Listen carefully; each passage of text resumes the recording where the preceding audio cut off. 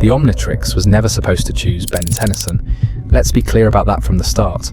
It was meant for Max Tennyson, experienced plumber, seasoned warrior, the responsible adult who actually know what to do with the most powerful weapon in the universe. Instead, it latched onto a 10-year-old kid who thought hero meant showing off and getting ice cream afterward. A cosmic mistake, a universal glitch, the wrong person at the wrong time.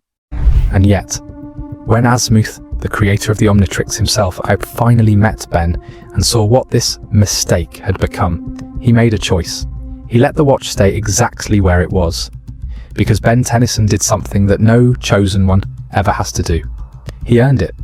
Not through destiny, not through prophecy, not because some ancient force decided he was special, but through choice, after choice, after choice, even when every single one of them cost him something.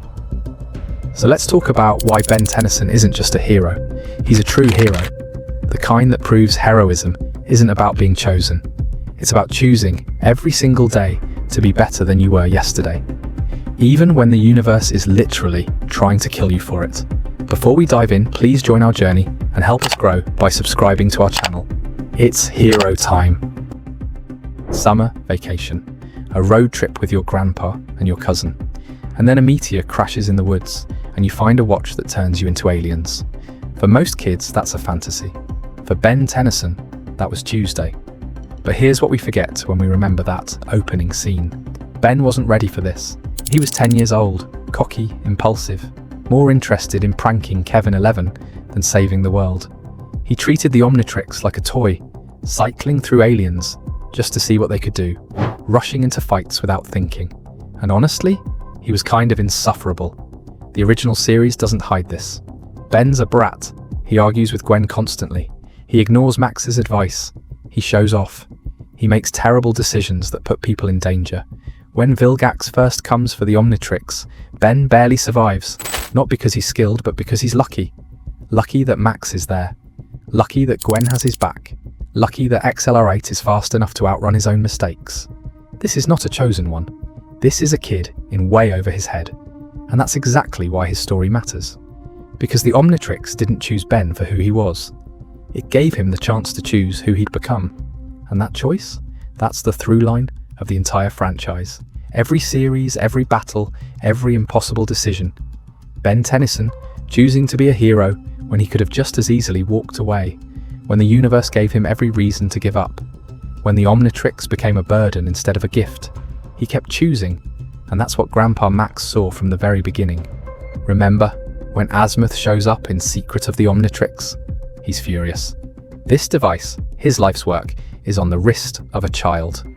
A reckless, immature, unworthy child who treats it like a video game. Azmuth wants it back. Wants to give it to Max, the person it was always meant for. And Max, the man who's seen more battles than Ben's been alive, looks at his grandson and says no. Not because Ben's perfect, but because he's trying. Because in those few months since the watch landed on his wrist, Max has watched Ben throw himself into danger to save strangers. Watched him face down intergalactic warlords with nothing but alien powers he barely understands. Watched him make mistakes and learn from them. Max saw something Azmuth couldn't see yet. Potential. Not as a weapon, as a person. And he asked Azmuth to give Ben the chance to prove it. That moment? That's the thesis of the entire show. Ben Tennyson is a true hero, not because he was chosen, but because someone believed he could be.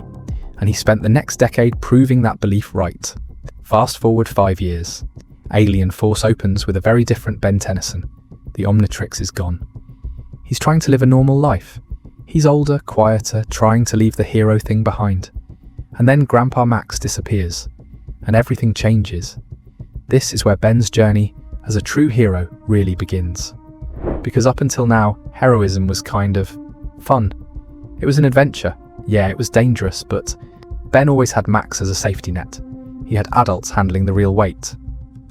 Now, Max is gone. Gwen and Kevin are looking to him for answers. The DNA aliens are invading. The hybrid are trying to purge the universe of impure species. And Ben Tennyson, 15 years old, still figuring out who he is, has to lead. The Omnitrix returns, but it's different now. It's not a toy anymore. It's a responsibility. And Ben feels that weight. Watch how he moves through alien force. He's more cautious, more strategic. He talks his way out of fights when he can. He listens to Gwen. He works with Kevin despite their history. This is growth, but it's the hybrid war that really defines him. Because here's what that arc does brilliantly. It puts Ben in a position where violence isn't the answer. The hybrid aren't just villains, they're a dying species, convinced that genetic purity is the only way to survive. Willing to commit genocide to preserve it. And Ben, he cures them. He doesn't defeat them. He doesn't imprison them. He uses the Omnitrix to rewrite their DNA, to show them that diversity isn't weakness, it's survival. He turns enemies into allies by refusing to see them as enemies at all. That's not something the original 10-year-old Ben would have done. That kid would have gone humongousaur and smashed until the problem went away. But this Ben understands that being a hero isn't about being the strongest. It's about finding the solution no one else can see. It's about believing people can change, because you changed. And then Ultimate Alien asks the hardest question of all. What happens when the hero becomes the weapon? The Omnitrix doesn't just transform Ben into aliens, it evolves them. It puts them through millions of years of simulated warfare to create the ultimate fighting forms. And Ben starts to realize these aren't just powers, these are people, sentient beings trapped inside the Omnitrix, forced to fight his battles. In The Ultimate Sacrifice, the sentient Ultimates actually rebel. They're tired of being weapons. They want freedom. And Ben has to face the fact that he's been using living creatures as tools. How many heroes would even ask that question? How many chosen ones would stop mid-battle and think, wait, am I the bad guy here? But Ben does. Because by this point, heroism isn't about power for him. It's about responsibility. It's about consequences. It's about looking at what you're doing and asking if it's right, not just if it works. And when he finally gets the true Omnitrix back, the one Azmuth perfected, he doesn't treat it like an upgrade. He treats it like a second chance. A chance to be the hero the Watch always needed, not the one it accidentally chose. Let's talk about what Ben Tennyson has sacrificed to be a hero, because this is where the difference between a chosen one and a true hero becomes crystal clear. Chosen ones get destiny.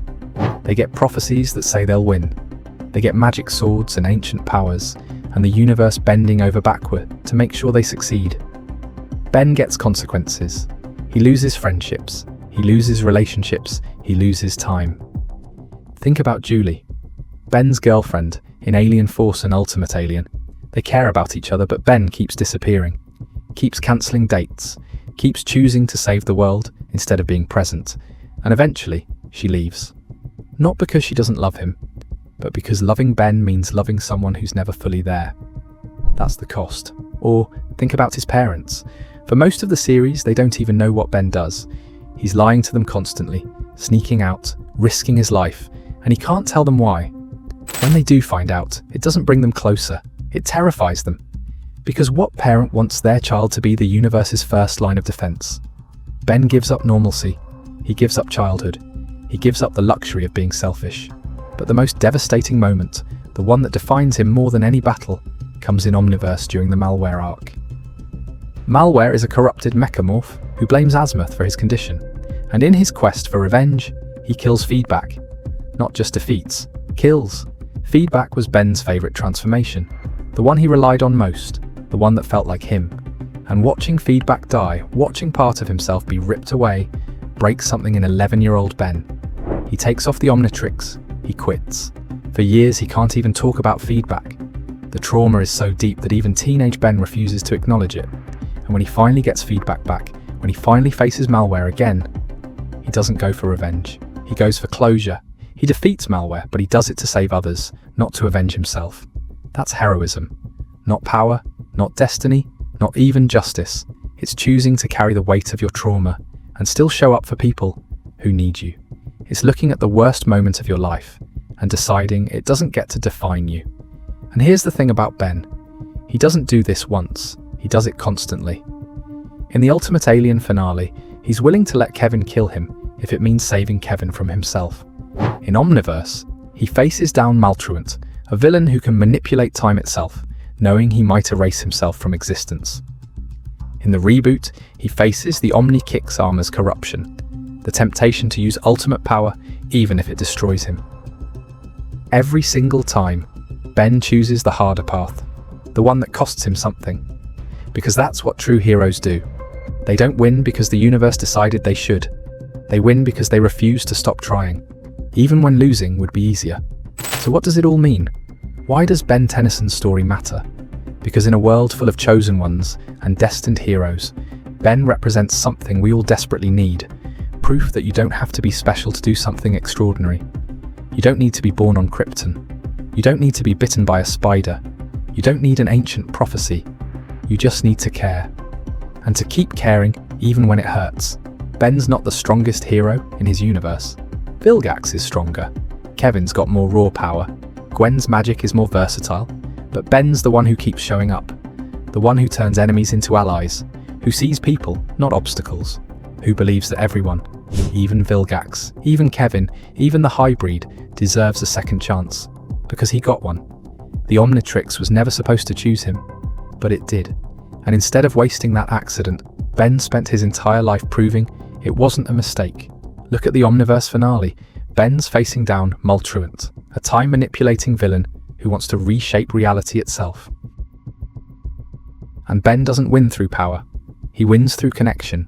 He calls on every ally he's ever made, every enemy he's redeemed, every person who believed in him when he didn't believe in himself. He wins because heroism isn't a solo act. It's a choice you inspire in others. Grandpa Max chose to believe in Ben. Gwen chose to fight beside him. Kevin chose to change because of him. Rook chose to trust him. Azmuth chose to let the watch stay where it didn't belong. Because Ben Tennyson proved something the universe didn't think was possible. That accidents can become destiny. That mistakes can become miracles. That an ordinary kid with an extraordinary tool can become the greatest hero his universe has ever seen.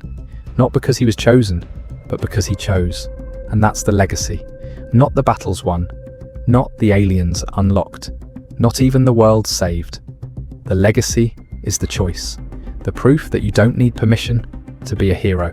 You don't need destiny to do the right thing. You just need to decide that someone has to, and then be brave enough to make it you.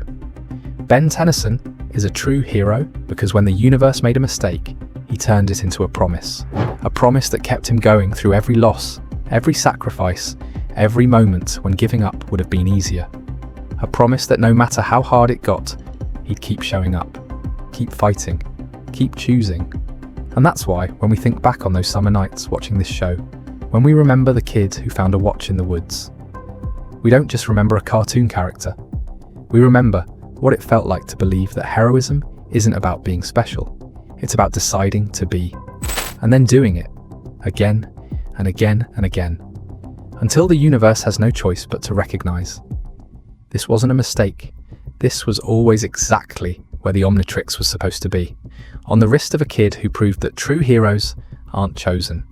They're made, one impossible choice at a time. If you enjoyed this video, please join our journey and help us grow by subscribing to our channel. It's hero time.